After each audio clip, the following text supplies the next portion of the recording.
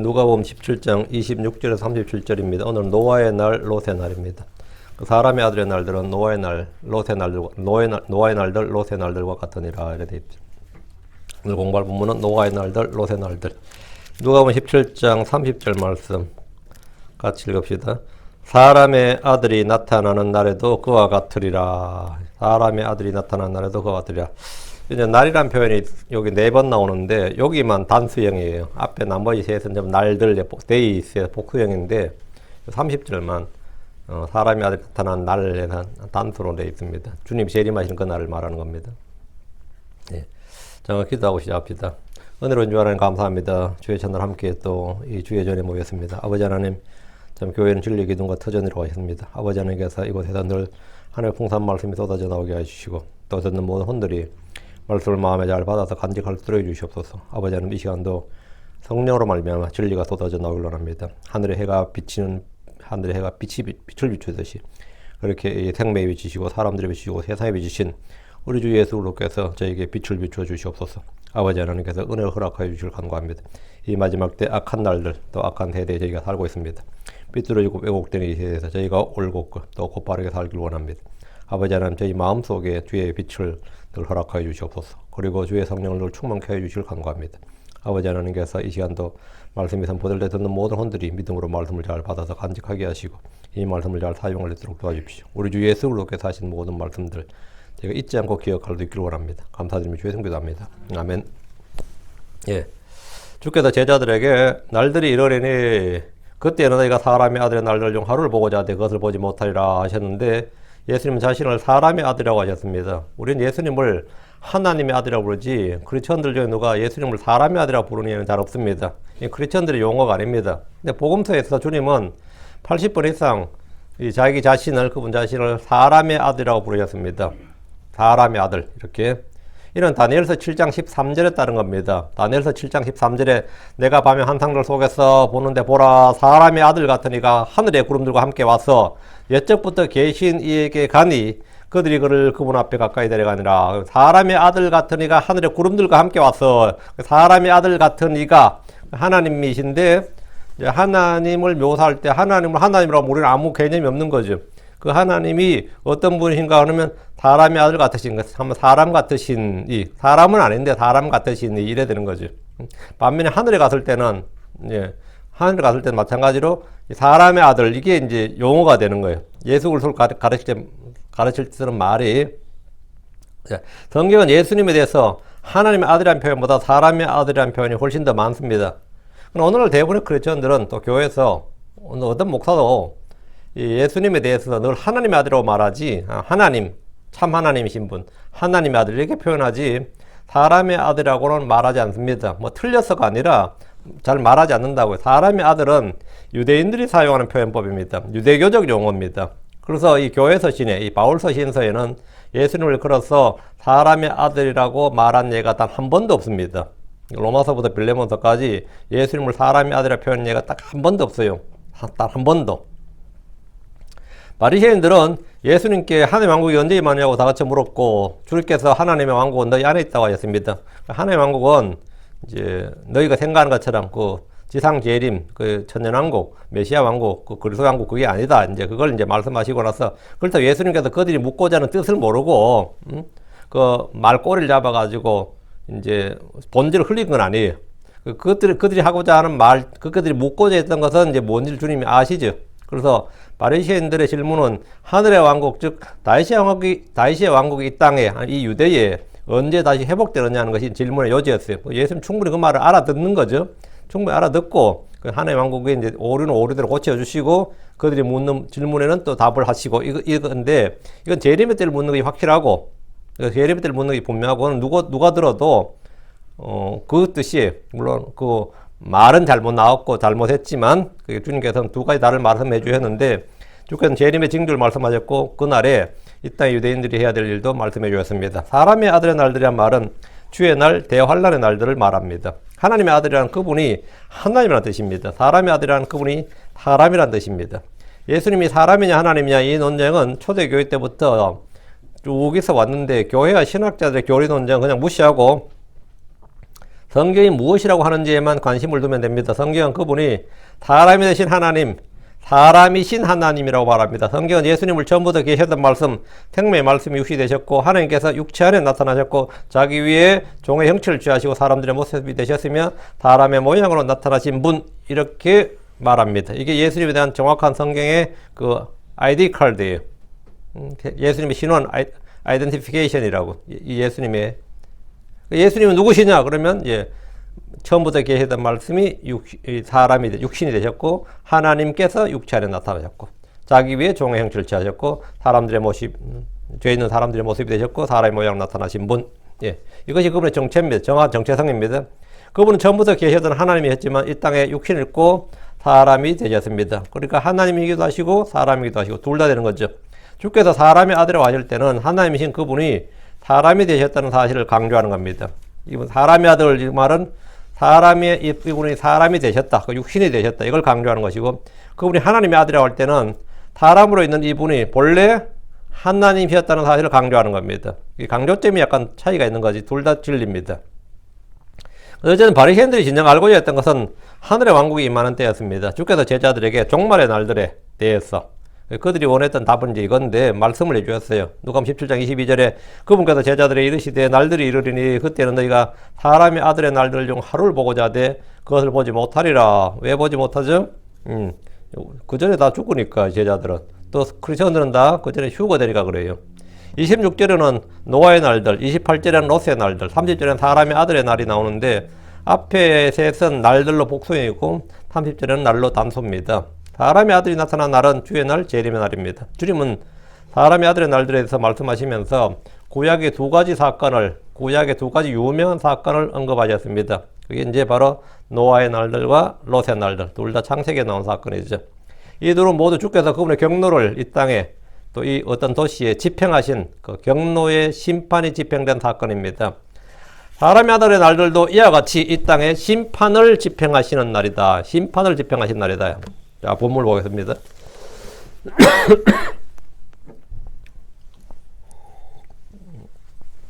26절입니다. 노아의 날들에 이루어진 것 같이 사람의 아들의 날들에도 그러하리라. 이 구절과 병행 구절이 마태복음 24장 37절이에요. 마태복음 24장 31절에 오직 노아의 날들과 같이 사람의 아들이 오는 것도 그러하리라. 노아의 날들과 같이 사람의 아들이 오는 것도 그러하다.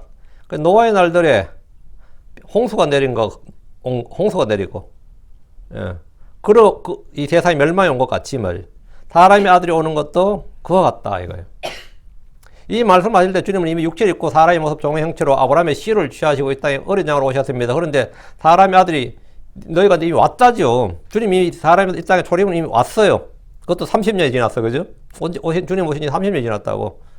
이 말씀 하실 때. 근데 지금 주님은 지금 미래를 이야기하고 있죠. 주의 오심은 두 번이다 이거예요. 초림과 재림 이렇게. 그 사람의 아들의 오심에 대해서 지금 미래형으로 말씀하신 것은 주님이 요한복음 14장 3절에 내가 다시 오리라. 이거. 또 요한복음 14장 28절에 내가 갔다가 너에게 다시 오리라. 내가 갔다가 너희에게 다시 오리라. 이게 뭐냐면 사람의 아들의 날들이다 말이에요. 이 말씀에 따라 이 땅에서 하늘로 왔다가 다시 오는 것을 말합니다. 주께서 이 성천하실 때 천사들이 말하기를 너희 갈릴리 사람들아 너희가 어찌하여 서서 하늘을 바라보느냐. 너희를 떠나 하늘로 들려 올라가신 이 동일한 예수님께서 this same Jesus, 이 동일한 예수님께서는 너희가 그분께서 하늘로 들어가실 분 그대로 오시리라. 이거 뭐죠? 지상재림이에요.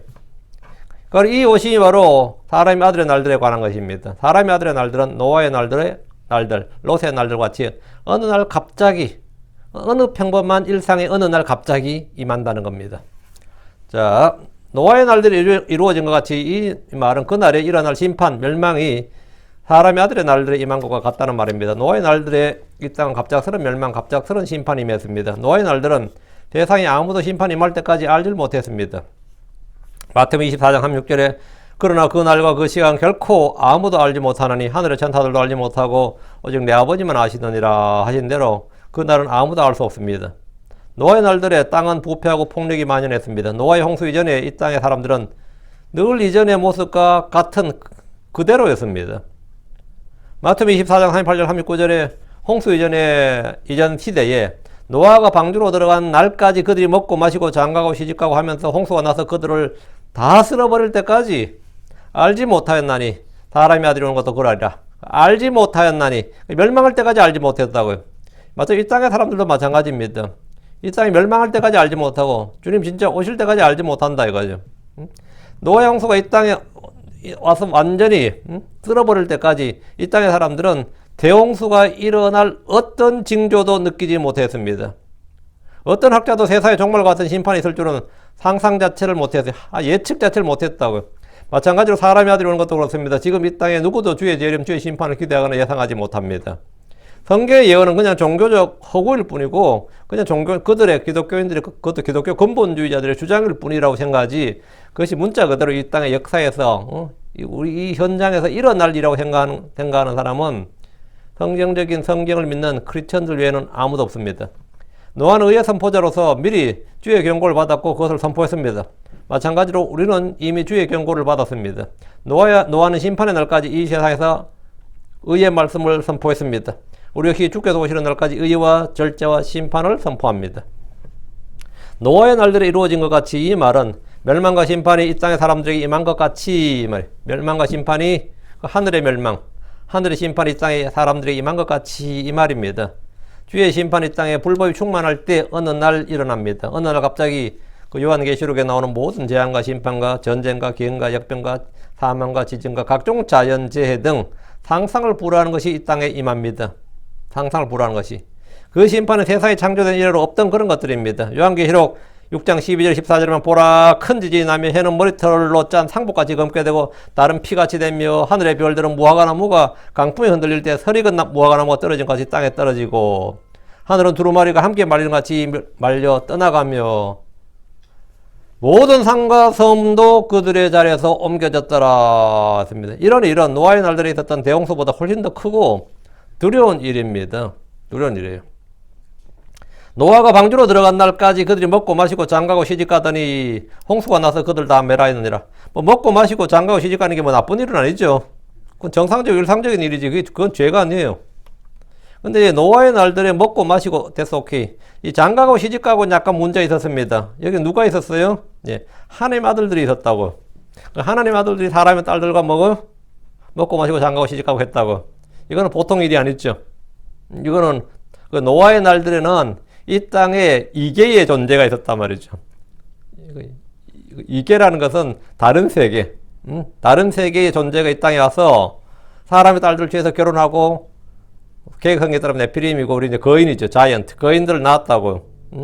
이거는 종의 결합인데 이것은 이 날들과 같단 말은 뭐죠? 예. 다시 이건 재현되는, 이 땅에 재현되는 일이다 이거예요. 이 땅에 재현되는 일이다 이거예요. 이 땅에 재현되는 일이다 이거예요. 그래서 주님께서 홍수가 나서 그들을 다 멸하였느니라. 마찬가지 주님께서 이 땅의 사람들, 그런 사람들 다 멸한다고요. 노아의 홍수 이전에 이 땅의 사람들은 먹고 마시고 장가고 시집가며 평범한 일상을 보냈습니다. 그런데 어느 날 갑자기 비가 내렸고 그들은 모두 멸망했습니다. 사람의 아들이 올 때도 마찬가지입니다. 아이들은 학교에 갈 것이고 부자리 입시를 준비하고 오늘 시험인데 이럴지 모르지만 시험은 뭐 다 소용없어. 비가 내리는데 졸업한 사람들은 취업 준비에 바쁠 것이고 모두 먹고 살기 위해서 애를 쓸 겁니다. 청년들은 장가고 시집가고 나이 든 사람들은 은퇴한 삶을 살 것이고 오늘 몇 시에 만나자 그랬는데 뭐 다 끝난 거지. 그죠? 오늘 같이 만나 점심 먹자 그랬던 저녁 먹자 했던 거 이런 약속은 다 소용없는 거란 말이지. 그들은 방주로 들어간 날까지 세상의 심판이나 멸망에 대해서는 노아가 방주로 들어간 날까지 이 세상의 심판이나 멸망에 대해서는 꿈에도 생각해 본 적이 없었습니다. 의의 선포자였던 노아는 단지 그들 사이에 광신자 또는 미친놈으로 매도되고 무시되었을 겁니다. 그들은 평소대로 죄를 짓고 땅을 더럽혔지만 그것이 세상의 삶이고 그것이 인생이고 그것이 뭐 사람이고 이렇게 생각했을 뿐입니다. 그러나 하늘로부터 홍수가 나서 그들을 다 멸했습니다. 사람의 아들이 오는 날도 그렇습니다. 그날에 이 땅에 쏟아지는 각종 재앙은 계시록 6장에서 19장까지 너무나 상세하게 기록되어 있습니다. 이것은 예언의 말씀이고 또한 경고의 말씀입니다. 주의 오심, 주의 심판은 아무도 주목하지 않지만 반드시 속히 일어날 일입니다. 노아의 날들에 구원받은 호는 겨우 8분이었습니다. 베드로전 3장 20절에 방주 안에서 물로 말미암아 구원받은 자가 몇 안 되니 곧 8혼이라. 이것은 이 땅의 마지막 날들에 구원받을 자가 극히 적다는 사실을 보여줍니다. 누가복음 18장 8절에 내가 너희에게 이르노니 그분께서 속히 그들의 원수를 갚아주시리라. 그럼에도 불구하고 사람의 아들이 올 때 땅에서 믿음을 보겠느냐 입니다. 내가 너희에게 이르노니 사람의 아들이 올 때 땅에서 믿음을 보겠느냐, 이 말은 믿음을 볼 수 없다. 예, 그 말이죠. 그래서 구원받는 자가 극히 적다 이 말이죠. 28절입니다. 마찬가지로 롯의 날들에도 그와 같았으니 그들이 먹고 마시고 사고 팔고 심고 건축하였으되 노아의 날들, 롯의 날들이 주의 날들은 주의 심판이 어떻게 이 땅에 임하는지 그 패턴을 보여주는 겁니다. 사람들은 다 일상의 자신의 삶을 삽니다. 열심히 살아요 다들. 근데 주의 심판은 갑작스럽게 임합니다. 주의 심판이 집행되면 반드시 다 멸망합니다. 그 노아의 날들은 이 하늘의 그 천사들, 이 사람들과 뭔가 문제가 있었다면, 그 땅을 부패가 더럽혔다면, 그리고 이제 폭력이죠. 롯의 날들도 마찬가지예요. 이거는 동성애예요. 동성애 범람이에요. 그리고 폭력이에요. 그걸로 말미암아서 이 세대도 마찬가지로 이 패턴은 거의 같다 이거예요. 왜 그리고 뭐 같았으니 같단 말이죠. 마찬가지로 롯의 날들도 그와 같았으니라고 하셨는데 롯의 날들은 노아의 날과 같이 갑작스럽게 그들 위에 심판이 임한다. 그리고 멸망한다. 롯의 날들에 그와 같았다는 것은 소돔과 고모라의 멸망을 말하는데 롯은 아브라함과 결별한 뒤에 소돔을 향해 장막을 쳤다가 거기에 들어가서 살았습니다. 아무래도 롯은 이 시골 생활보다는 도시 생활이 좀 더 좋았던 것 같아요. 그 장막 걷어버리고 양떼와 소떼가 많았는데 가축이 많았는데 그거 다 뭐 정리해버리고 도시로 들어간 거죠. 소돔 속으로 들어간 거예요. 창세기 13장 13절에 그러나 소돔 사람들은 사악하여 주 앞에 극심한 죄인들이었더라. 소돔 사람들은 사악하여 주 앞에 극심한 죄인들이었더라. 이건 오늘도 마찬가지죠. 오늘 도시 사람들도 다 똑같아요. 다 사악하고 주 앞에 극심한 죄인들입니다. 창세기 18장 20절 주께서 또 이르시되 소돔과 고모라에 대한 부르짖음이 크고 그들의 죄가 심히 중함으로. 소돔은 동성애와 폭력이 만연했던 곳입니다. 폭력이 넘치는 곳이었다는 것은 소돔 사람들이 롯의 집으로 몰려든 사건을 보면 알 수 있습니다.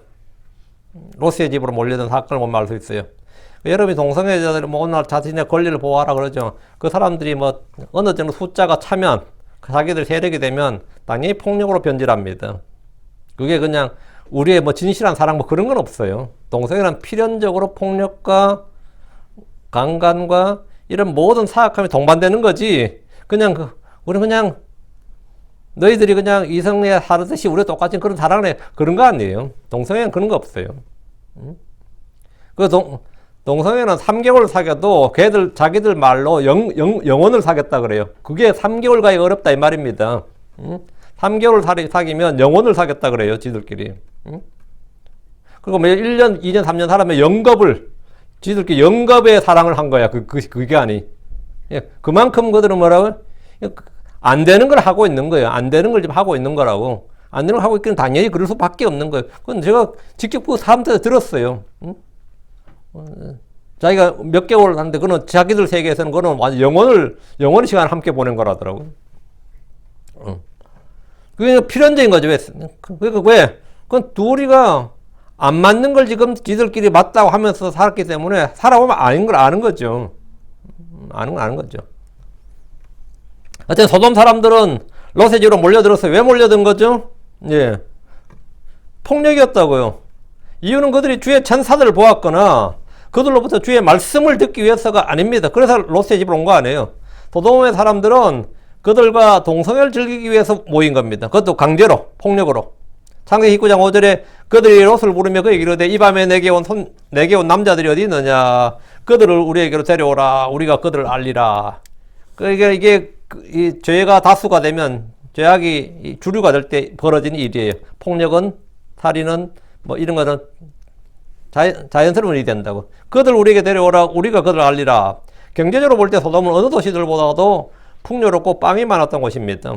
소돔은 땅이 좋아가지고 아주 그 소출이 많았던, 그래서 경제적으로 풍요롭고, 그러다 보니까 당연히 문화예술이 발달하고, 문화예술이 발달하면 뭐가 되는 거죠? 예, 음행도 발달하고 모든 죄와 불법도 함께 자라는 겁니다. 가난한 곳에서는 이런 게 없죠. 예. 자, 그래서 우리 주님께서 이스라엘을 걸어서 소돔이라고 하시면서 에스겔 16장 49절에 보면 보라 내 자매 소돔의 불본이 것이니 곧 그녀와 그녀의 딸들 안에는 교만과 빵의 풍족함과 게으름이 많은 것이라. 교만과 빵의 풍족함이란 말이 딱 나오는데 이게 뭐냐, 경제적으로 아주 부유했다 이 말이에요. 그녀가 가난한 자 궁핍한 자의 손을 강하게 하지 아니하였고 그랬습니다. 소돔에는 의인 10명이 없었습니다. 의인 10명이 없는 도시였다고요. 주께서 소돔에 의인 10명이 있었다면 그곳을 멸하지 않겠다고 하셨습니다. 창세기 18장 32절에 내가 10명으로 인하여 그곳을 멸하지 아니하려 하시니라 했는데, 노아의 때에 전 세계에 10명이 안 됐어요. 노아 식구 다 해서 8명이었다고. 그럼 소돔은 롯 있고 로세안 있고 시집간 2딸 있고 시집간 딸 몇인지 딸 몇 있고 뭐 최소한 2 있다 치고 그리고 뭐죠? 사이 있고 그 9명이네. 어차피 그때 1명 딸이 셋이면 이제 11명이 되는 거고요. 그거다 또 자식까지 지금 10명 넣겠지. 그러니까 최소 10명은 된다고 생각한 게 아브라함의 계산이었어요. 아브라함이 하나님 앞에서 손뼉을 때릴 때 최소한 10명은 되겠지 하고 10명에서 이제 멈췄다고. 50명에서 쭉 내려가다가 10명에서 뭐 어찌하려니까 10명으로 멸하지 않는다 그러니까 롯의 식구들만 대충 해봐도 10명은 되겠구나 이렇게 생각한 거지. 응? 그리고 10명 되겠구나. 이제 롯이 이제 쫄래 이제 그 심판의 말씀을 듣고 시집간 딸들한테 가가지고 사이들한테 이제 심판의 곧이 만다 이렇게 했을 때 사이들이 어떤 반응을 보였을 것 같아요. 응? 한번 상상을 해보라고. 소돔 사람들은 멸망하는 그날까지 평소대로 먹고 마시고 사고 팔고 건축했습니다. 제가 아는 목사님이 이제 목사님 은퇴하고 나는 이제 가족 사역을 해야겠다. 내가 너무 목회만 전념하다가 결국 정작 내 자식들, 내 사이들, 손자, 손녀들 제대로 양육을 못했구나 해가지고 비교적 약간 이런 나이에 은퇴해서 가족들 사역을 하기 위해서 이제 킹제임 성경 들고 이제 딸들 집으로 달려갔어요. 그 사이들이 어떤 반응을 보였을 것 같아요? 그 목사님 그 와이프한테 그 자기 장모님한테 아버님 정신감정 좀 받아봐야 되는 거 아니에요? 막 책도 사가고 말이죠. 막 이래가지고 좀 읽어보라고 하고 사이들은 다 명문대 나오고 다 이렇게 해가지고 뭐 하니까 영어 자료들이 많으니까 영어 책 사가지고 몇천 불어치 사가지고 대줬다 이거야. 한 페이지도 읽은 사람이 없는 거예요. 한 페이지도 읽은 사람이 없다고. 그리고 나서 계속해서 이제 그 유순한에 이제 아버지는 그러니까 뭐 크리스마스 그 이교도교적이라 그러지 뭐 부활절 아니라 그러지 하니까 계속 그 사이들이 하는 말이 그거였던. 딸들 마찬가지고 우리 아버지 아무래도 좀 정신과 상담을 좀 받아봐야 되지 않냐. 어? 뭔가 지금 뭐 이상이 있는 거 아니냐. 이게 이러더라 이거지. 근데 그 사람 사이들이 어떤 사람이면 크리스천들이에요. 그리고 그 목사님에 따르면 그 사이 중에 하나는 목사로서 아주 자질이 뛰어나대.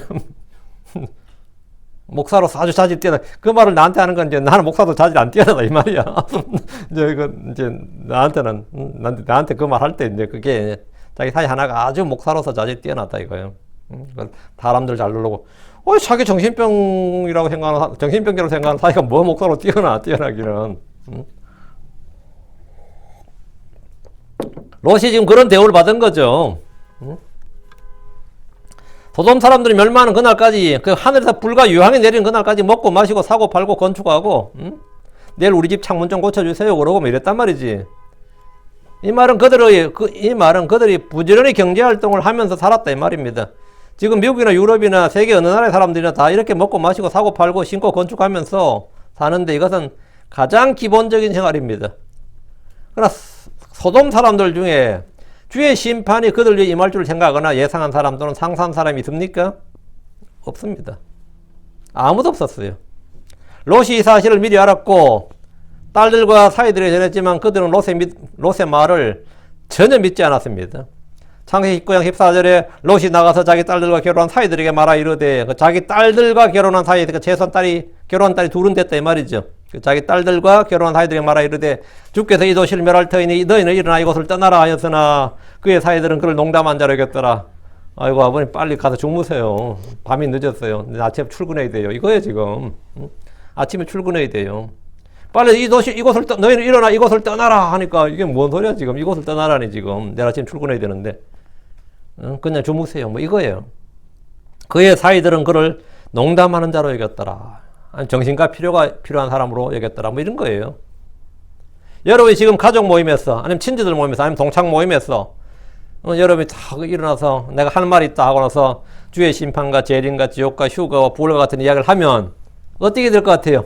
그 자리에서 사람들이 여러분 어떤 반응을 보일 것 같으냐고요. 대부분은 여러분을 미쳤다거나 한심하게 아니면 딱하게 볼 겁니다. 너무 종교적인 이야기를 한다고 짜증을 낼 사람들도 있을 겁니다. 롯의 증언은 그의 딸들 사이들에게도 전혀 먹히지 않았습니다. 이것이 마지막 때의 특징입니다. 가족들에게도 먹히지 않는다요.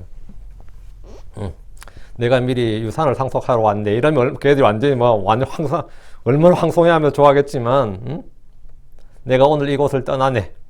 롯이 나는 오늘 이곳을 떠나네.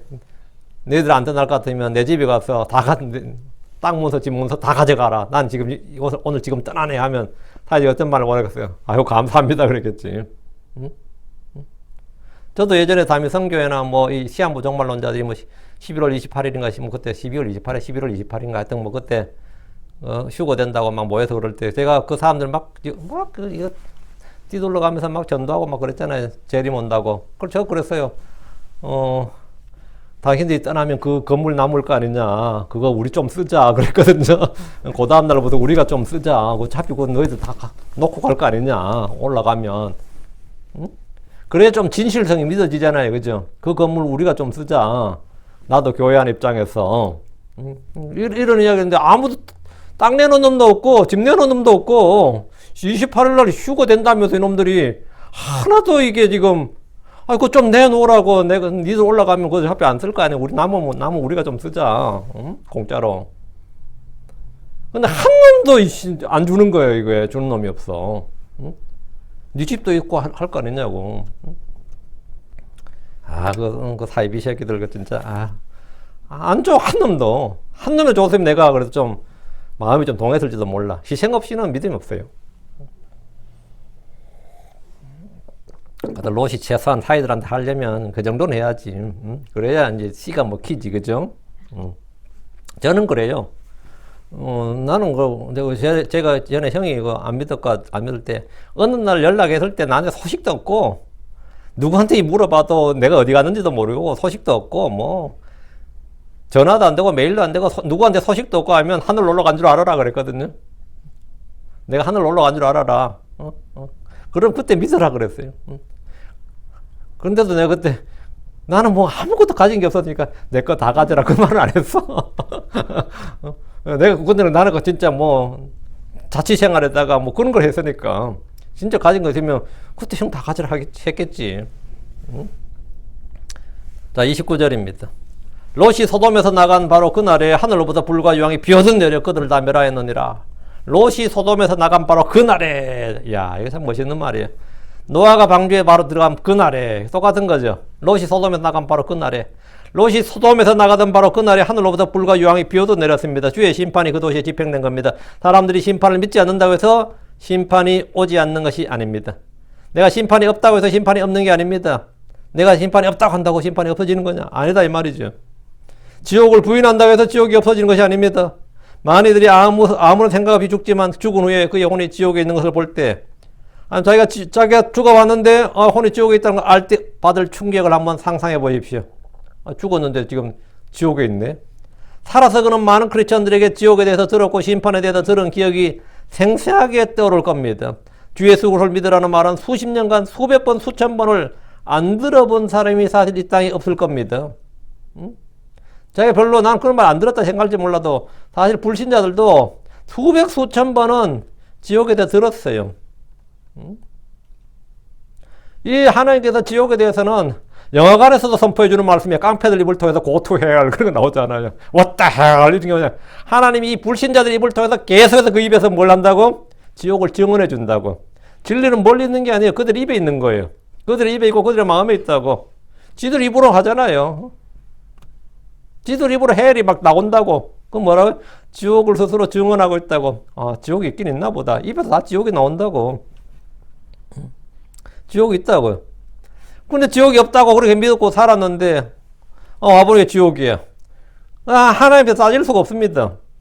니는 네 입으로 지옥을 말했고 니는 수없이 지옥에 대해서 들었다 이거야. 설교자한테만 들은 게 아니다 이거야. 네 패거리들한테도 들었다 이거야. 니들 죄 지으면서도 쓴 말이 헬이다 이거예요. 내 죽어서 이러다 지옥까지. 지도 일부러 지 말도 지도 진리를 스스로 말해. 난 결국 지옥 갈 거야. 이런 말 하는 놈들 있죠. 그 진리를 지금 말하고 있는 거야. 그건 또 예언의 은사가 있어. 그놈은 죽으면 지옥 가는 건 맞아요. 그 지옥에서 그게 생생하게 떠오른단 말이지. 주 예수를 믿으라는 말은 수십 년간 수백 번 수천 번 들었겠지만 이미 때가 늦었습니다. 지옥의 불꽃 가운데서 고통받을 때 그는 그것을 벗어날 아무런 희망도 없다는 사실에 더 절망할 수밖에 없습니다. 여기서 나가는 방법이 있느냐 이거예요. 길이 있느냐 없다고요. 소돔에 살던 사람들은 평소 그들이 살던 대로 살았고 하던 대로 했을 뿐입니다. 그들 가운데 살던 롯은 의인이었지만 그들은 무시했을 뿐입니다. 롯이 소돔에서 나간 바로 그날에 하늘로부터 불과 유황이 쏟아져 내려서 그들을 멸했습니다. 그들은 어디서 화산이 폭발해서 용암이 그들에게 떨어진 줄로 생각했을지 모릅니다.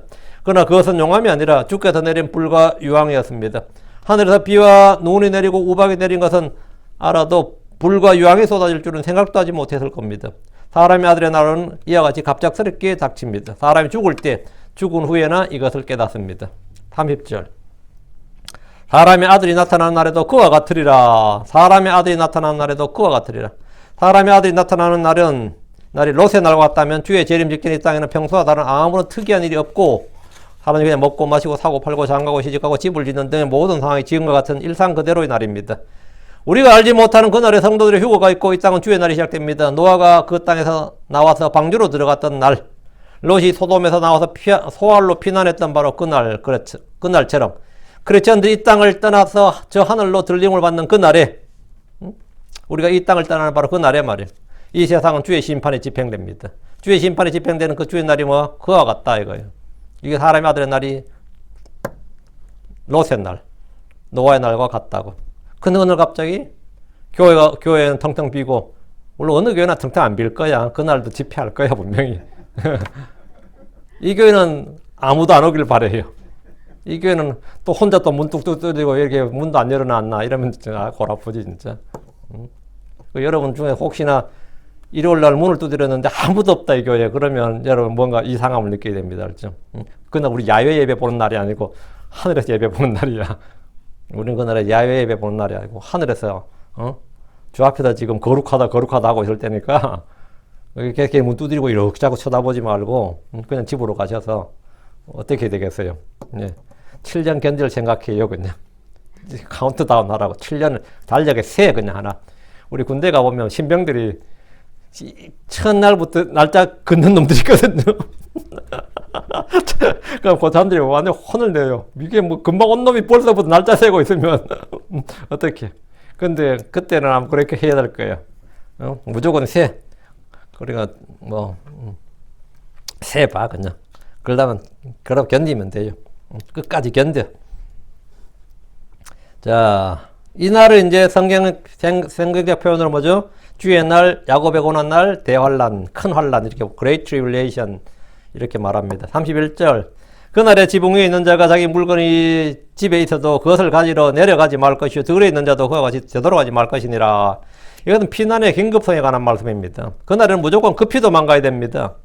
롯의 아내는 뒤를 돌아보았습니다. 롯의 아내는 불타는 그 도시와 그녀의 집을 보려 했던 겁니다. 왜 그런 겁니까? 그 집에는 그녀가 아끼는 것, 사랑하는 것, 미처 가져오지 못한 남겨둔 것들이 있었기 때문입니다. 결혼 폐물도 있고 집 문서도 있고 땅 문서도 있고 못 가져온 게 너무 많은 거예요. 천사들이 갑자기 끄집어내기 때문에 시간은 좀 줘야 될 거 아니냐고. 뭐 내가 가져갈 건 좀 가져가야 되는데 그냥 튀어나왔으니까 뒤를 안 돌아볼 수가 있어요 없어요? 돌아보죠 당연히. 사람 본능상. 지붕 위에 있는 자는 자기 물건이 집에 있어도 그것을 가지러 내려가지 말라는 것은 조금도 지체하지 말고 피하라는 겁니다. 지붕 위에 있는 자면 유대의 집들이 주로 양옥집처럼 위가 평지였어요. 지붕 위가. 그렇기 때문에 거기서 뭘 많이 했다고. 지붕 위에서. 근데 거기서 어떻게 하라고요? 바로 치라고. 밑에 내려가서 거실에 가서 아니면 어디 은행 금고 찾고 그러지 말고 그냥 바로 치라. 지체하지 말고 치라 이거예요. 집에 있는 도이나 문서나 보석이나 감나가는 뭔 걸 챙기겠다고 시간을 끌다가 미처 피하지 못하고 죽을 수 있습니다. 들어있는 자도 그와 같이 집으로 돌아가지 말고 그대로 피해야 됩니다. 이건 역사적으로 유대인들이 많이 경험했던 일입니다. 유럽의 봉건 시대에 영주들이 수시로 유대인들 마을에 몇 월 며칠 며칠까지 떠날 것 이렇게 팻말을 붙이면 무조건 그날 튀어야 돼요. 그날 이후에 1시간이라도 늦으면 그냥 와가지고 다 죽어요. 응? 다 죽어. 역사적으로 우리가 민방위 훈련하다시피 한국에서 예전 민방위 사이렌 울리면 무조건 피하는 연습하는 거 있죠. 그와 같이 유대인은 역사적으로 이런 훈련을 참 많이 받았습니다. 무조건 튀어야 되는 거. 응? 그래서 그 사람들이 땅을 살 필요가 없었던 겁니다. 땅은 사봐야 어차피 빼앗길 거니까. 하나님께서 이 유럽 땅에는, 아니 아프리카 땅이든 뭐 러시아 땅 어디도 자기들의 준 땅이 없다는 걸 확실히 알았어요. 땅은 다 빼앗길 땅이에요, 어차피. 그래서 안 빼앗길 것 찾다 하다 보니까 금융업을 하게 된 겁니다. 이건 뭐 어쩔 수 없던 거죠. 주의 날에 성도들이 가장 급한 일은 피난입니다. 소돔에서 롯과 그의 두 딸은 천사들의 손에 이끌려서 다급히 나왔습니다. 다급히 피했습니다. 주의 심판이 집행될 때 유다에 있는 자들은 산으로 도망하라고 했습니다. 마태복음 24장 16절에 그때 유다에 있는 자들은 산들로 도망할지어다. 또 마가복음 13장 14절에 그러 대언자 다니엘을 통해 말씀하신 바 항폐하게 하는 가지한 것이 서지 못할 곳에 선 것을 보고도 너희가 읽는 자는 깨달을진저 그때 유대에 있는 자들은 산들로 도망할지어다 했는데, 역사적으로 이 일은 주후 70년에 로마의 침공 때 유대인들에게 있었던 일입니다. 로마가 유대의 반란을 진압하기 위해서 세계 군단 6만 명을 보냈을 때 유대에 있는 자들은 산으로 도망을 해야 됐습니다. 무조건 산으로 도망을 했어야 돼요. 신속히. 그들 중에 도망가지 않았던 사람들은 모두 죽임을 당하고 포로가 되고 그 땅에서 흩어졌습니다. 이 일은 대환란 때 짐승이 성전에 섰을 때 유대인들이 해야 될 일입니다. 누가복음 21장 21절에 그때 유대에 있는 자들은 산들로 도망하고 그것의 한가운데 있는 자들은 밖으로 떠나가며 시골에 있는 자들은 그리로 들어가지 말지어다. 유대에 있는 자들은 산들로, 도시에 있는 자들은 밖으로, 시골에 있는 자들은 볼 일이 있다고 해서 급한 볼 일이 있다고 해서 도시, 특히 예루살렘으로 들어가서는 안 됩니다. 역사적으로 보면 주후 70년에 예루살렘에 있던 전쟁 주도 세력들은 예루살렘 내 이 시민들 중에 평화협상을 시도하지 못하게 결사항전의 의지를 높이기 위해서 식량을 불태웠습니다. 멀쩡하게 성 안에 있는 식량을 불태웠다고요. 지들이 먹어야 되는데. 그래서 덕분에 그 도시의 사람들과 군인들이 굶어 죽었습니다. 심지어 누구든지 도시를 탈출하려고 하면 붙잡아 십자가형에 처했는데, 이 로마 군인하고 싸워서 죽은 수보다 지들을 죽인 수가 더 많았어요. 응? 그 유대의 강경파들이 이 온건파들을 죽인 사람이 훨씬 많았습니다. 이때 역사가 요세푸스가 용하게 피해가지고 유대 역사를 쓴 거예요. 응? 요세푸스는 온건파였는데 겨우 목숨을 부지해서 그 성을 빠져나왔는데, 이 요세푸스에 따르면 예루살렘 공방전 당시 성 안에는 어림잡아 270만 명의 유대인이 이 예루살렘 성 안에 있었는데, 포로 잡힌 유대인의 수는 전쟁 기간 다 통틀어 그것도 빠져나온 사람은 9만 7천 명밖에 안 됐다는 거예요. 270만 명이 있었는데 10만 명이 못 나온 거, 260만 명 넘게 어떻게 된 거죠? 그래서 죽은 겁니다. 근데 260만 명이 이 성 안에 죽었는데 로마 군인에게 죽은 수보다 같은 유대 강경 전쟁 주도 세력에게 죽은 사람이 더 많았다는 겁니다. 지들끼리 죽인 거예요. 그럼 주의 날 대환란 때는 더 말할 필요도 없습니다. 이보다 더 훨씬 심각한 일입니다. 무조건 도망가야 된다고. 도망 못 가면 뭐라고? 예, 죽는 거예요. 32절입니다. 로세아넬을 기억하라. 로세아넬을 기억하라는 것은 뭐 남의 마누라 기억하라는 말은 아니겠죠. 로세아넬을 기억하라 이 말은 도망할 때 뒤를 돌아보나 머뭇거리거나 지체하지 말라 이 말입니다. 로세아네가 이 도망가야 될 때 긴급히 신속하게 도망가야 될 때 머뭇거리고 뒤를 돌아보다가 어떻게 되느냐 이거예요. 만약 그날의 로세아네처럼 지체하거나 뒤를 돌아보면 그렇게 머뭇거리다가는 그와 같이 멸망할 것이란 무서운 경고입니다. 여러분이 뭐 휴거될 때는 여러분 뒤를 돌아보고 땅을 내려다볼 일 없어요. 눈 깜짝할 사이에 끝나는 일이기 때문에 돌아볼 시간 자체가 없어.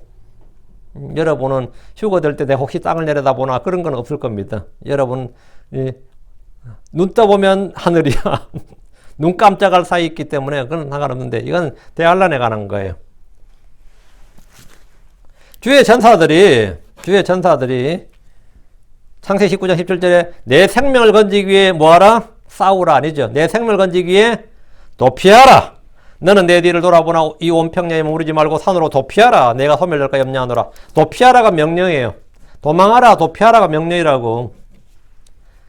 천사들의 경고에도 불구하고 롯의 도피하다가 뒤를 돌아봤습니다. 그 결과 그냥 소금기둥이 되었습니다. 사람의 아들이 올 때에도 유대에 있는 사람들은 지붕 위에 있을지라도 집으로 가지 말고 들에 있어 일하다가 집으로 들어가지 말고 도망해야 됩니다. 그날에 유대에 있는 자들은 긴급하게 도망하는 것만이 살 길입니다. 믿음으로 끝까지 싸우자. 믿음으로 싸우면 주께서 우리와 함께 하시리라. 주께서 승리를 주시리라. 이런 말은 다 헛소리입니다. 그건 지금 이 시대에 우리가 하는 말이고, 말씀을 올바로 나누어야 돼. 세대에 맞춰야지. 그때는 도피하라. 도피하는 게 뭐라고? 믿음이고 순종이에요. 도피하는 게 순종이라고. 지금은 뒤로 물러나는 게 뭐죠? 하늘을 기쁘게 하지 못하는 일이지.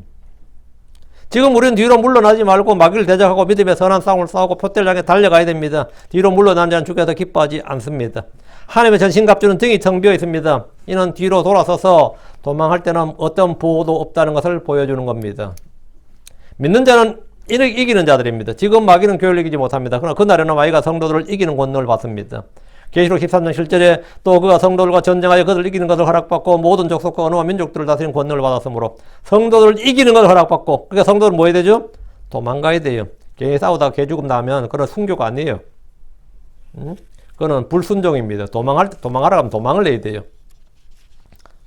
롯의 아내는 그녀가 살던 소돔에 있는 것들을 사랑했습니다. 그녀는 소돔을 떠나고 싶지 않았습니다. 소돔을 떠나고 싶지 않았어요. 육신적인 크리스천들은 세상과 세상에 있는 것들을 사랑합니다. 땅과 땅에 있는 것들에 애정을 둡니다. 그래서 골로새서 3장 2절에 위에 있는 것들에 너의 애착을 두고 땅에 있는 것들에 두지 말라는 명령을 받았습니다. 땅에 있는 것들은 다 없어질 것입니다. 여러분이 아무리 은행 금고에 대여 금고에 아니면 비밀 금고에 숨겨놔도 어차피 갖고 가지 못하는 건 똑같아요. 오늘 내가 휴거된다고 생각해 보세요. 여러분 땅에서 뭘 가져갈 수 있을 것 같아요? 아무것도 없습니다. 그럼 엄청 아까울 것 같아요? 하나도 안 아깝지 우리야. 더 좋은 걸로 넣는 사람은 그 더 나쁜 것은 너희들 다 가져라. 나한테 아무 필요 없다 이래야 되는 거지. 그래서 하나도 안 아까울 겁니다. 여기에 얼마 전에 한국에 빈살만이 안 돼. 빈살만 개인 재산이 2조 몇 달러라든가. 얼마야? 그게 돈이 얼마인 거야 대체?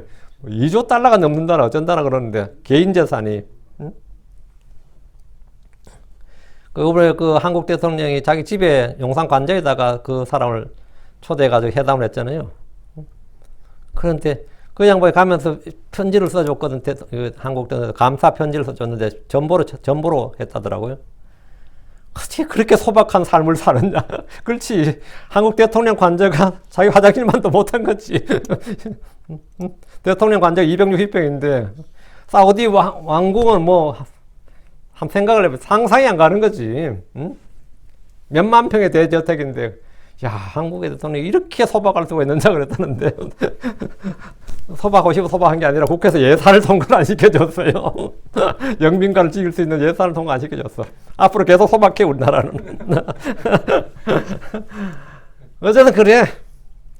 근데 우리가 더 좋은 데로 가고 더 좋은 것을 얻게 되면 뭐냐? 다 나머지 거는 아무것도 아니에요. 우리 하늘로 가게 될 때는 이 땅에서 다 벗어놓고 가는 거에서 조금 더 요만큼도 땅에 요만큼도 애착이 남지 않을 겁니다. 33절.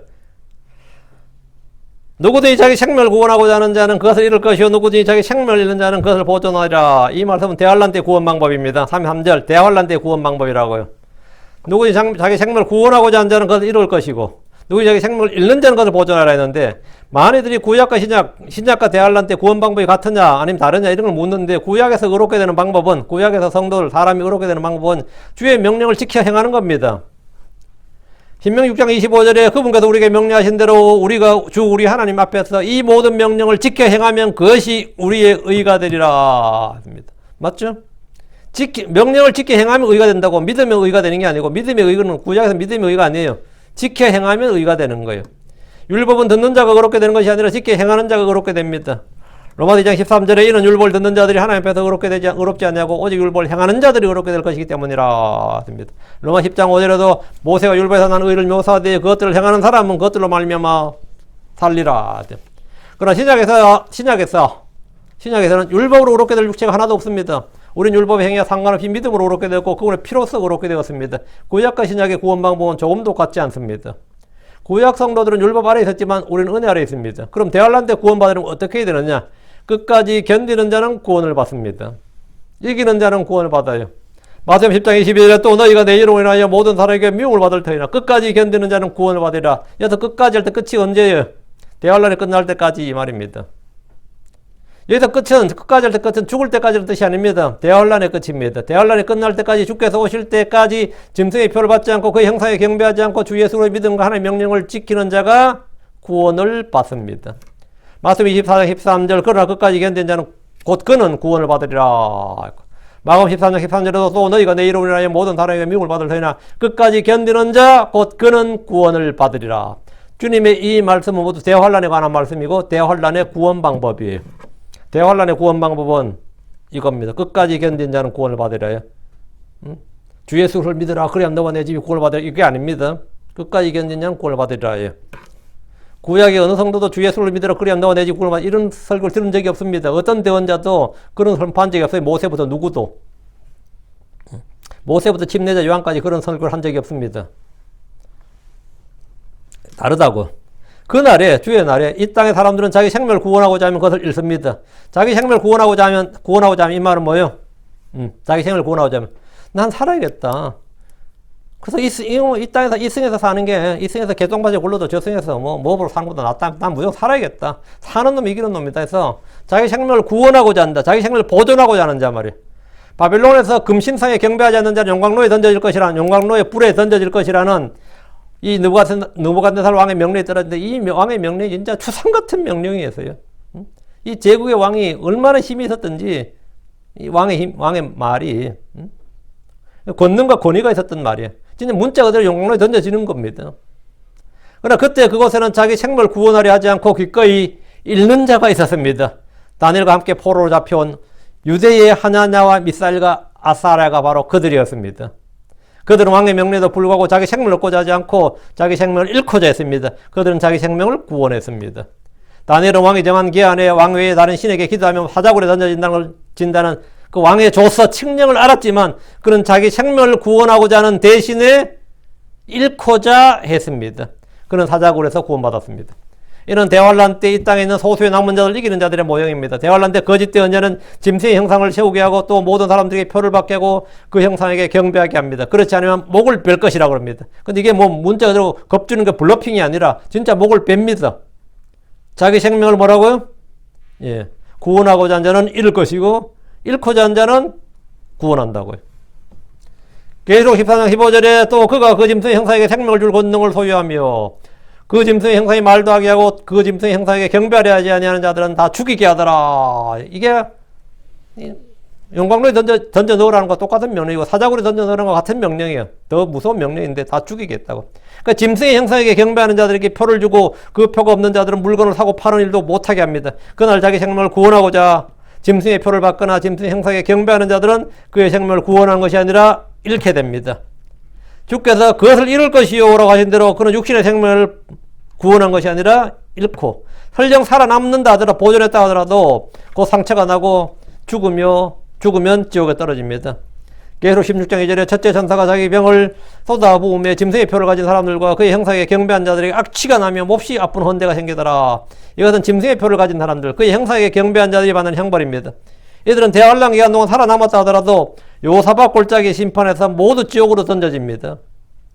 주께서 누구든지 자기 생명을 구원하려 하는 자는 그것을 잃되 누구든지 나로 인해 자기 생명을 잃으려 하는 자 곧 그는 그것을 구원하리라. 이 말씀은 제자들이 하신 말씀이지만 성경에 이런 말씀 모두 환난에 처한 성도들이 육신의 생명을 구원하고자 짐승에게 경배하는 자들에 대한 경고의 말씀입니다.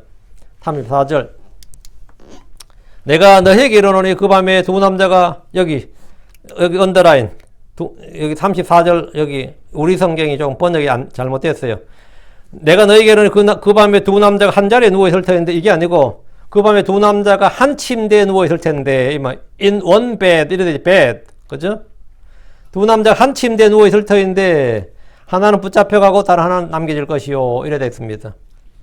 그래 이 34절에서 36절은 흔히 휴거와 관련해서 가르치는 본문입니다. 하나는 붙잡혀가고 one shall be taken 이랬죠. 하나가 붙잡혀간다. 이 말씀은 이 휴거에 연관시켜 해석하는, 이 말씀 휴거에 연관시켜서 해석한 건데, 그럼 이 구절은 교회의 휴거와 아무런 관련이 없는 본문입니다.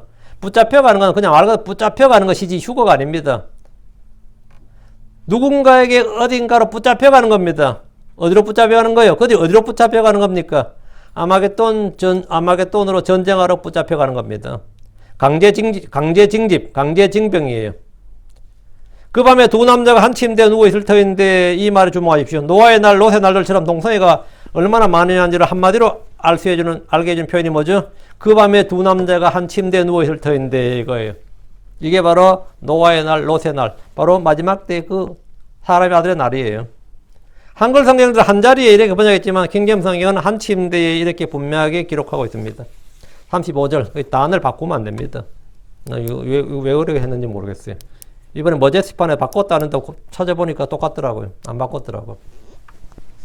예. 35절. 두 여자가 함께 맷돌을 갈고 있을 터인데 하나는 붙잡혀가 다른 하나는 남겨질 것이며. 그래서 이제 가정이 참 특이하죠. 두 남자가 한 침상에 누워있고 두 여자가 부부가 이렇게 아니고 두 여자가 함께 맷돌을 갈고 있을 터이나 두 여자가 함께 맷돌을 갈다가 하나가 붙잡혀갑니다. 이것은 계시록 16장 3절 4절 이야기입니다. 계시록 16장 13, 14절. 또 내가 보매 개구리 같은 부정한 영 셋이 용의 입과 짐승의 입과 거짓 대언자 입에서 나오더라. 그들은 마귀들의 영들로서 기적들을 행하며 땅과 온 세상의 왕들에게 나아가 하나님과 전능자의 저 큰 날에 설 전쟁을 위하여 그들을 모으더라. 모으니까 붙잡혀가는 거예요. 여기 이 전쟁을 위해서 징집이 되는 건데, 전능자의 큰 날에 싸울 전쟁을 위해서 사람들을 모으는데 이때 필요한 군대를 징집하는 게 바로 이 이야기예요. 동성애자 부부들은 남편이 있고 아내가 있습니다.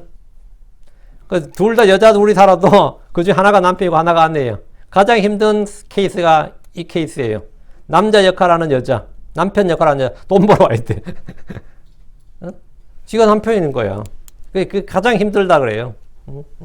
지금 그래서 이 법적으로 보조받겠다고 그렇게 합법 투쟁을 한 겁니다. 정부에 돈 내놓으라 이거지. 너무 힘드니까. 우리가 준 세금으로 걔들 먹여 살려야 된다고 지금. 이들 중 남편 역할하는 사람이 붙잡혀간다 이 말입니다. 롯의 날에는 남녀 둘이 아니라 지금 유엔이 인정하는 젠더가 모두 다 인정될 겁니다. 그럼 5개의 성이 있다잖아요 지금. 36절. 두 남자가 들에 있을 터있는데 하나는 붙잡혀가고 다른 하나는 남겨지리라. 두 남자가 들에 있는데 하나는 붙잡혀가고 다른 하나는 남겨집니다. 이를 통해 우리는 전능자의 큰 날에 있을 전쟁에 동원되는 군대가 엄청날 것임을 보여주는데 한 집에 하나는 붙잡혀간다 이 말입니다. 그럼 엄청나겠죠? 네. 붙잡혀가고 오는 교회 성도들의 휴거와는 아무런 관련이 없는 말입니다. 37절. 그들이 그분께 응답하여 이르되 주여 어디로 이니까 하니 그분께서 그들에게 이르시되 어디든지 시체가 있는 곳이면 독수리들이 거기로 함께 모여들리라. 이 말씀은 이제 확실히 37절에서 모든 게 결정났어요. 그죠? 어디로 끌려가냐고요. 예, 독수리가 모여든다. 독수리는 어디 있죠? 어디니 시체가 있는 곳이야. 시체가 어디에 있어요? 아마겟돈 전쟁에서 주님께서 그들을 다 쓸어버리시니까 그들이 다 목베 죽고 해서 시체가 널려있고 이게 위대한 왕의 만찬, 새들아 와서 먹어라 이거잖아요. 지금 그 이야기예요. 계시록 19장 17절 이야기라고요. 제자들이 이 말씀에 주님의 이 말씀에 주여 어디로 오니까 어디로 붙들려 가느냐 할 때 그들이 어디로 붙들려 가느냐 질문했는데 이에 주님께서 그들에게 대답하셔야 돼요. 어디든지 시체가 있는 곳이면 독수리들이 거기로 함께 모여들리라. 독수리들이 모여든다는 것은 그들이 죽어서 땅에 시체가 되었다, 사체가 되었다 이 말입니다. 하늘 올라갔다 이 말하면 휴거 아닙니다. 죽으러 간 거예요. 주님과 싸우러 갔으니까 죽으러 간 거지 뭐. 독수리들은 뭐 하는 짐승이에요? 사체를 처리하는 짐승입니다. 독수리들은 그 부리를 보시면 아시겠지만 약간 커브가 돼 있죠. 앞이 커브가 돼 있어요. 왜 커브로 되는 것 같아요? 다른 새들은 딱딱이 돼 있는데 독수리는 진짜 커브로 날카로운 부리가 커브로 돼 있거든요. 그럼 사자가 먹으면 완전히 살을 뜯어 먹어도 뼈에 살이 많이 남잖아요. 그러면 다음에 하이에나가 와서 먹거든요. 하이에나가 막 또 좀 남은 거 먹어. 그래도 살이 남아. 그럼 독수리가 와서 뭐 하는 거죠? 예, 그 뼈에 묵어든 거 하나하나까지 뿌리가 이렇게 굽어 있기 때문에 다 뜯어 먹을 수 있는 거예요. 독수리들은. 마지막 사체 처리줘야. 그럼 다음에 이제 사람은 뭐 하는 거죠? 그 뼈를 가져가서 끓여 먹어. 뼈를 부러뜨려서 구워서 골수를 빼먹어. 그 최종 포식자는 사람이야. 독수리들도 못 먹는 거리 사람은 먹어. 응? 특히 한국 사람들은 다 먹어요. 이 뼈가 얼마나 영양이 있는데 하면서 진짜 여름이 뭐 소뼈라도 사면 그거 뭐 진짜 다 골수를 뽑아 먹었다. 그래서 인간이 살아남았다 그래요 보통. 기억은 그 짐승들이 나면 야생에 남겨놓은 뼈라도 인간 다 챙겨서 먹는다 이거예요. 독수리들은 사체를 처리한 짐승인데 이 일은 계시록 19장 17절 18절에 나옵니다. 또 내가 보니 한 천사가 해안에 서서 하늘 한가운데로 날아가는 모든 날짐승을 향하여 큰 음소로 외쳐 이르되 너희는 와서 위대하신 하늘의 만찬에 함께 모여 왕들의 살과 대장들의 살과 용사들의 살과 말들의 살과 말탄자들의 살과 자유로운 자나 매인자나 작은 자나 큰 자를 막론하고 모든 사람의 살을 먹으라. 독수리 사체를 먹잖아요. 살을 먹으라. 이건 뭐죠? 야, 그날 짐승들 진짜 대환장 파티한다. 진짜 그동안 짐승들이 사람이 얼마나 많이 잡혀 죽었어요. 이날은 진짜 진짜 하이에나들 진짜 살판 났겠네요. 뜯어먹을 때. 다음 독수들이, 하늘 새들이 와서 먹는다 이거예요. 다 먹으라 이거예요. 전능자의 큰 날에 있는 전쟁에 징병되어 온 군인들이 모두 죽이고 나고 독수리들이 그들의 사체를 뜯어먹는다 이겁니다. 이것이 바로 주의 날에 이 땅에 일어날 일입니다. 주께서 이 말씀을 해주셨는데 우리는 이 말씀을 읽고 이해하는데 전혀 어려움이 없습니다. 솔직히 전혀 어려움이 없습니다. 다음 시간에 18장 하기로 하고 오늘까지 기도합시다. 위대하고 거룩한 주 하나님 아버지, 지금이 마지막 때이고 참 노아의 날과 같고 롯의 날도 같다는 사실을 저희가 잘 알고 있습니다. 사랑 아버지 하나님께서 저에게 참으로 주의 오심이 힘이 가깝다는 이 경각심, 또 주의 경고를 잘 받게 해주시고 전능자 주 하나님 은혜를 많이 베풀어 주시옵소서. 하나님 아버지 하나님께서 저희가 늘 깨어있게 하여 주시고 또 아버지 주의 오심을 더욱더 바라고 소망하는 그런 성도들로 살아가도록 도와주시옵소서. 은혜 허락하시길 간구합니다. 아버지 저희가 또 하는 증언, 저희가 선포하는 모든 것들이 사람들에게 또 이 세상에서 무시되고 멸시되고 배척됐다 하더라도 아버지 저희가 끊임없이 저희가 들림받는 그날까지 신실하게 주의 말씀을 잘 선포할 수 있도록 해주시고 혼들을 얻을 수 있도록 해주시옵소서. 감사드리며 주의 성기도합니다. 아멘. 아멘.